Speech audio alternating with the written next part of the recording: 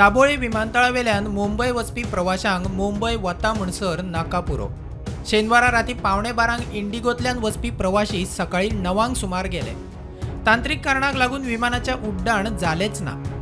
प्रवाशांक सकाळी 7:15 विमानाची पर्यायी व्यवस्था केल्ली। ते विमानूय 9 पावले। 7:15 विमानूय पावना म्हूण रातभर रावन पाशस पिड्ड्यार जाल्ल्या प्रवाशांचे थंयच्या अधिकाऱ्यांबरोबर वाजले।